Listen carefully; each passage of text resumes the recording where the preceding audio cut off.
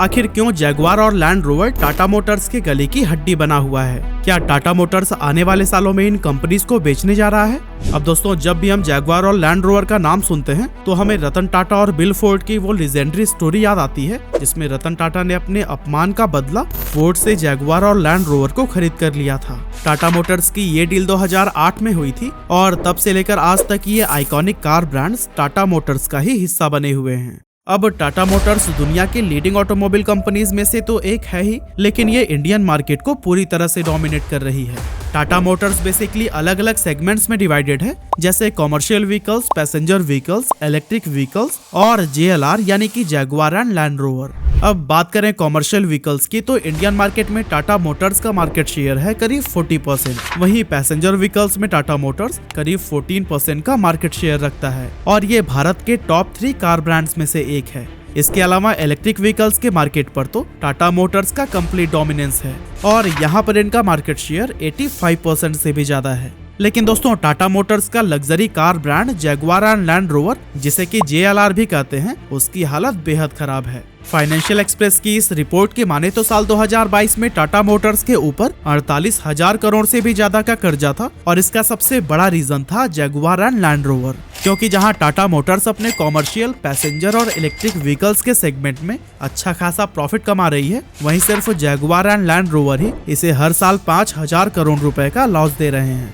हालांकि इन आंकड़ों को देखने के बाद भी टाटा मोटर्स के फॉर्मर CEO नटराजन चंद्रशेखरन का कहना है कि साल 2024 के अंत तक Tata Motors net date zero company बन जाएगी, यानी कि कंपनी अपने सारे कर्ज का निपटारा कर चुकी होगी। लेकिन उनका यह भी कहना है कि जैगवार एंड लैंड रोवर के कर्ज को चुकाने में थोड़ा और टाइम लग सकता है। पर अब सवाल आता है कि आखिर जैगवार और लैंड रोवर टाटा मोटर्स के गले की हड्डी क्यों बनी हुई है और क्यों खास तौर से जैगवार की हालत और भी खस्ता हाल है। तो दोस्तों, आपको बता दूं कि जब 2008 में टाटा मोटर्स ने इन दोनों कार ब्रांड्स को खरीदा था, तब ये दोनों अलग अलग हुआ करते थे, पर आगे चलकर 2013 में इन्हें मर्ज करके जैगवार लैंड रोवर यानी JLR बना दिया गया। हालांकि इनकी कार्स अभी भी अलग अलग ही बनाई और बेची जाती हैं। अब ग्लोबल लेवल पर बात करें तो लैंड रोवर जैगवार से ज्यादा सेल्स करती है और इसकी सेल्स लगातार इंक्रीज भी हो रही है, पर खास तौर से जैगवार अपने कॉम्पिटिटर लग्जरी कार ब्रांड से काफी पीछे छूटता हुआ नजर आ रहा है। एग्जाम्पल के लिए अगर हम BMW की बात करें तो ये कंपनी भी उसी प्राइस रेंज में कार्स बनाती है जिसमें कि जैगवार अपनी कार बना रही है। पर साल 2021 में जहां BMW ने US मार्केट में अपनी 3,36,000 कार्स बेची थी,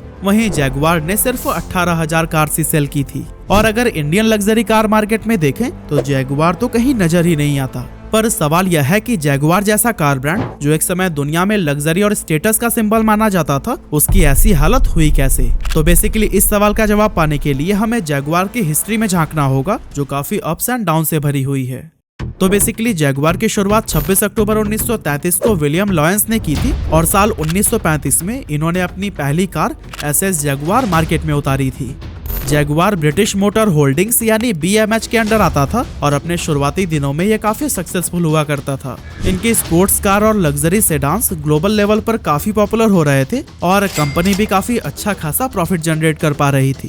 पर साल 1966 में ब्रिटेन की गवर्नमेंट ब्रिटिश मोटर होल्डिंग्स को फोर्स करती है कि वो ब्रिटिश लीलैंड के साथ में मर्ज हो जाएं। अब गवर्नमेंट के प्रेशर में आकर कंपनी के बोर्ड ऑफ मेंबर्स को ही एक्सेप्ट करना पड़ता है और यहाँ से जैगवार ब्रिटिश लीलैंड के हाथों में चला जाता है। और दोस्तों, यही टाइम है जब जैगवार के बुरे दिन शुरू हो जाते हैं। अब जैगवार अपना रिसर्च एंड डेवलपमेंट इंडिपेंडेंटली नहीं कर पा रही थी, जिससे कि उनकी कार्स की क्वालिटी गिरने लगती है और मार्केट में जैगवार का नाम खराब होने लगता है। लगातार हो रहे लॉसेस को देखते हुए साल 1989 में जैगवार को फिर से बेच दिया जाता है और इसका नया मालिक बनता है फोर्ड, जिसने इसे $2.5 बिलियन में खरीदा था। इसके बाद से साल 2000 में फोर्ड लैंड रोवर को भी खरीद लेती है और ये दोनों लग्जरी कार ब्रांड्स इसी कंपनी के पास आ जाते हैं।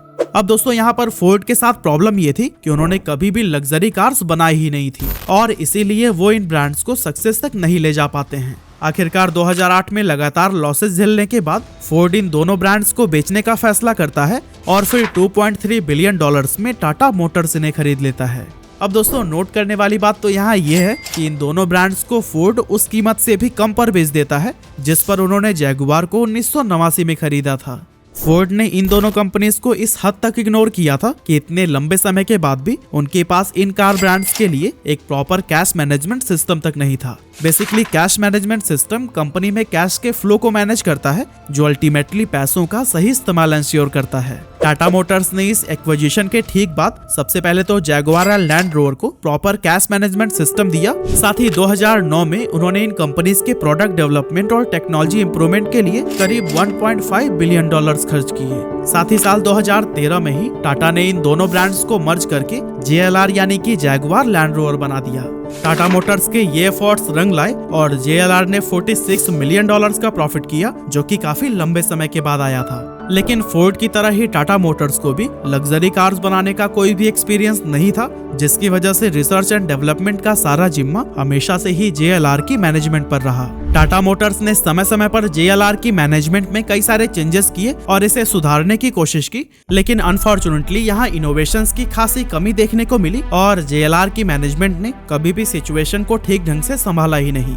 2010 से 2018 तक जैगुआर लैंड रोवर ठीक ठाक बिजनेस कर रहे थे और एक्सपर्ट्स की माने तो इसका पूरा श्रेय रतन टाटा सर को जाता है। लेकिन 2019 में JLR की किस्मत फिर से पलट गई और द गार्जियन की इस रिपोर्ट की माने तो उस साल कंपनी को 3.6 बिलियन पाउंड्स का लॉस हुआ था, जो कि सच में बहुत ज्यादा था।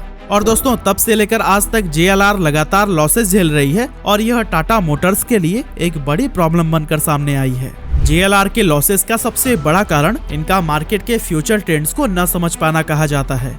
JLR के लिए सबसे बड़ा मार्केट US, यूरोप और चाइना रहा है, जहां SUVs की डिमांड लगातार बढ़ती जा रही है। SUVs यानी sports utility vehicle on road के साथ साथ ऑफ रोड ट्रेवल में भी काफी हेल्पफुल होती है और इनके अंदर सेडान्स के कंपैरिजन में ज्यादा स्पेस होता है। यही कारण है कि पिछले 10 सालों में ग्लोबल मार्केट में SUVs की डिमांड डबल से भी ज्यादा हो चुकी है। अब यहाँ पर लैंड रोवर ने तो अपनी SUVs ठीक ठाक सेल की है, पर अनफॉर्चुनेटली जैगुआर ने 2017 तक मार्केट में कोई भी SUV उतारी ही नहीं थी। अब यहाँ इंटरेस्टिंग पॉइंट यह है कि लैंड रोवर एक समय BMW की ही कंपनी हुआ करती थी और BMW ने SUVs का डेवलपमेंट लैंड रोवर से ही सीखा था। लेकिन आज BMW SUV मार्केट पर राज कर रही है, वहीं JLR इस मार्केट में अभी भी अपनी पुख्ता जगह नहीं बना सकी है। हालांकि दोस्तों JLR के डिक्लाइन का पूरा ठिकरा इनके गलत फैसलों पर नहीं फोड़ा जा सकता, बल्कि कई एक्सटर्नल फैक्टर्स भी इसके लिए रिस्पॉन्सिबल हैं, जिन पर JLR का कोई कंट्रोल ही नहीं था।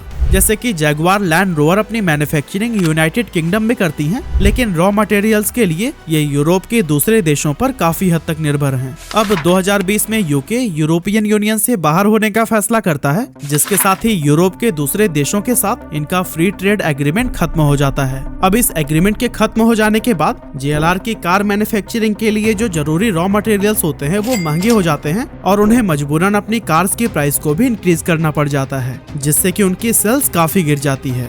दूसरी ओर यूरोप में इलेक्ट्रिक व्हीकल्स की सेल्स को बूस्ट करने के लिए डीजल कार्स पर प्रतिबंध बढ़ाए जा रहे हैं, जिसका सीधा इम्पैक्ट JLR की सेल्स पर पड़ रहा है। अब अगर देखा जाए तो JLR EV मार्केट में भी एंट्री ले चुका है, पर ग्लोबल प्लेयर्स के कंपैरिजन में ये कंपनी अभी काफी पीछे है।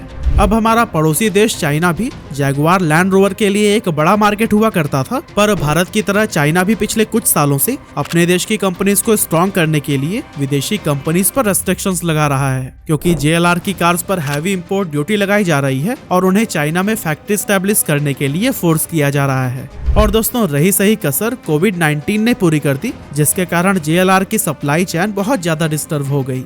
अब टाटा मोटर्स जैगुआर को 100% इलेक्ट्रिक कार ब्रांड बनाना चाहती है और इसके लिए उन्होंने 2025 की डेडलाइन भी रखी है। पर पिछले कुछ सालों से दुनिया में चल रही सेमीकंडक्टर चिप्स की शॉर्टेज ने ईवी इंडस्ट्री को बहुत नुकसान पहुंचाया है और सेमीकंडक्टर चिप्स के लिए भी JLR चाइना पर डिपेंडेंट है और चाइना अपनी कंपनीज को फायदा पहुंचाने के लिए दूसरी कंपनीज को काफी कम माल सप्लाई करता है और ये सभी रीजंस मिलकर JLR को टाटा मोटर्स के लिए घाटे का सौदा बना रहे हैं और इसका सोल्यूशन आने वाले समय में तो निकलता नहीं नजर आ रहा। तो दोस्तों अब सवाल उठता है कि क्या ब्रिटिश लीलैंड और फोर्ड की तरह टाटा मोटर्स भी इस कंपनी को बेच देगी। अब साल 2020 में ऐसी खबर आई थी कि ब्रिटिश गवर्नमेंट टाटा मोटर्स पर दबाव बना रही है कि वो JLR के कुछ स्टेक्स को बेच दे और लॉसेस को कम करे। हालांकि टाटा मोटर्स ने ऐसा करने से साफ इनकार कर दिया था। अब रॉयटर्स की इस रिपोर्ट के अकॉर्डिंग 2023 में JLR एक बार फिर से प्रॉफिट की ओर बढ़ रही है और जहां तक मेरा मानना है रतन टाटा सर जैगुआर और लैंड रोवर को खरीदने के अपने फैसले को गलत साबित नहीं होने देंगे। वैसे आपको क्या लगता है, जगुआर लैंड रोवर को खरीदने का फैसला टाटा मोटर्स के लिए सही था या फिर नहीं? आप अपना ओपिनियन भी हमें कमेंट करके जरूर बताइएगा।